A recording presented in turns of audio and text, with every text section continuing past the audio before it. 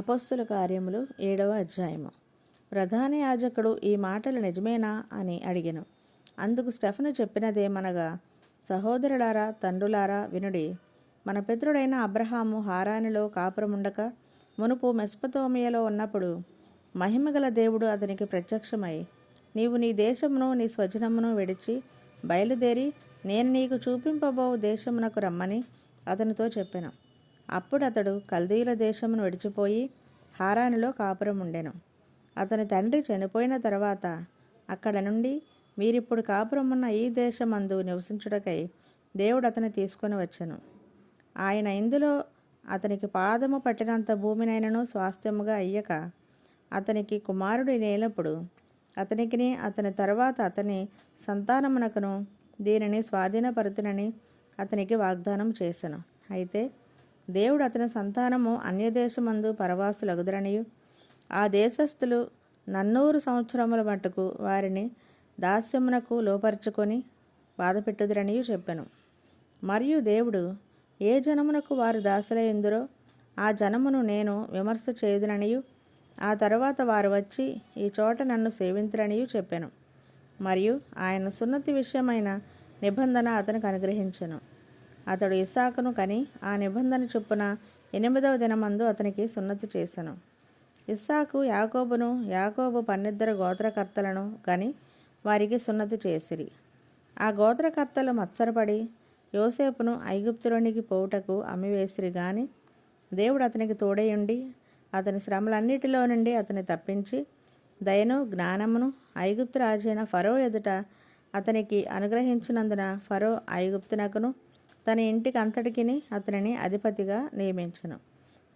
తరువాత ఐగుప్తు దేశం అంతటికిని కనాను దేశం అంతటికిని కరువును బహుశ్రమయు వచ్చెను గనుక మన పితరులకు ఆహారం లేకపోయెను. ఐగుప్తులో ధాన్యము కలదని యాకోబు విని మన పితరులను అక్కడికి మొదటిసారి పంపెను. వారు రెండవసారి వచ్చినప్పుడు యోసేపు తన అన్నదమ్ములకు తను తెలియజేసుకొనెను. అప్పుడు యోసేపు యొక్క వంశము ఫరోకు తెలియవచ్చెను. యోసేపు తన తండ్రి అయిన యాకోబును తన స్వజనులందరినీ పిలువనంపెను. వారు 75. యాకోబు ఐగుప్తునకు వెళ్ళెను. అక్కడ అతడును మన పితరులను చనిపోయి అక్కడ నుండి షెకెమునకు తేబడి షెకెములోని హామోరు కుమారుల యొద్ద అబ్రహాము వెలయిచ్చుకొనిన సమాధిలో ఉంచబడిరి. అయితే దేవుడు అబ్రహామునకును అనుగ్రహించిన వాగ్దాన కాలము సమీపించిన కొలది ప్రజలు ఐగుప్తులో విస్తారముగా వృద్ధి పొందిరి. తుదకు యోసేపును ఎరుగని వేరొక రాజు ఐగుప్తుని ఏలన ఆరంభించెను. ఇతడు మన వంశస్థుల ఎడల కపటముగా ప్రవర్తించి తమ శిశువులు బ్రతకకుండా వారిని బయట పారవేయవలనని మన పితరులను బాధపెట్టెను. ఆ కాలమందు మోషే పుట్టెను.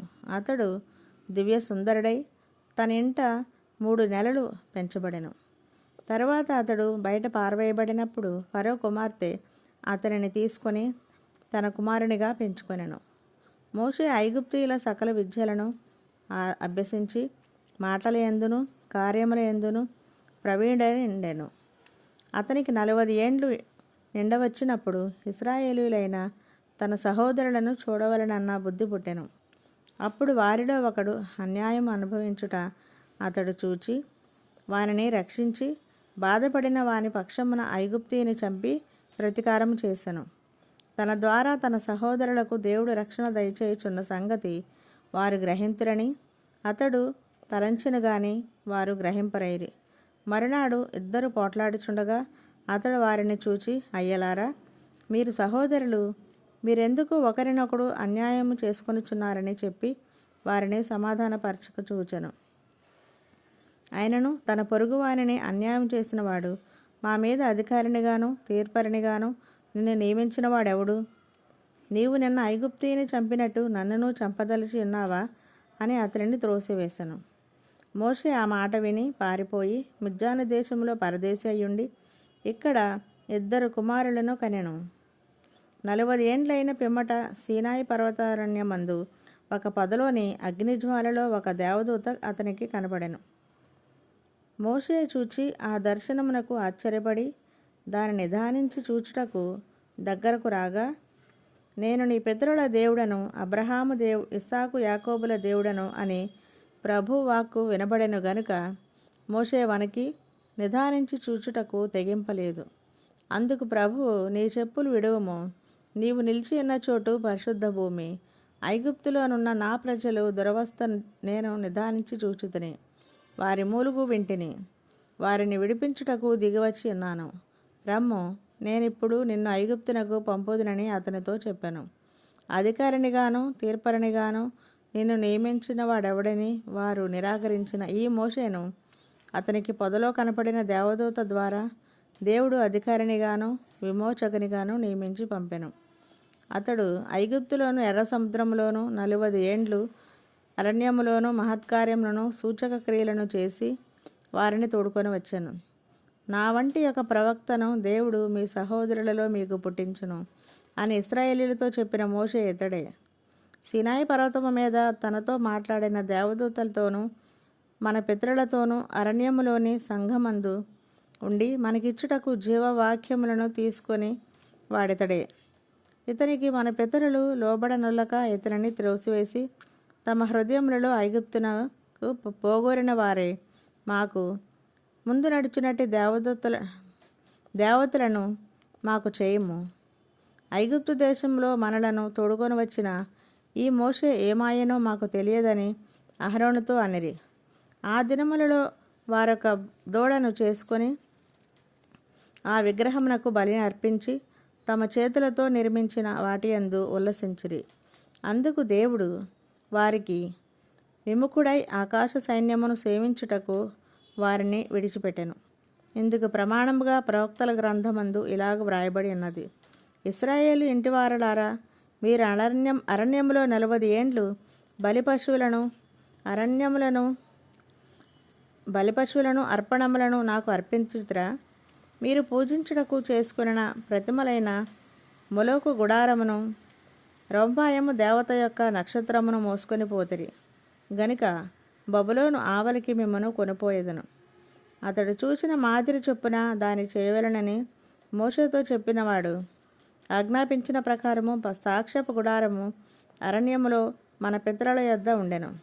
మన పితరులు తమ పెద్దల చేత దానిని తీసుకొనిన వారై దేవుడు తమ ఎదుట నుండి వెళ్ళగొట్టిన జనములను వారు స్వాధీనపరుచుకున్నప్పుడు యెహోషువతో కూడా ఈ దేశంలోనికి దానిని తీసుకొని వచ్చిరి.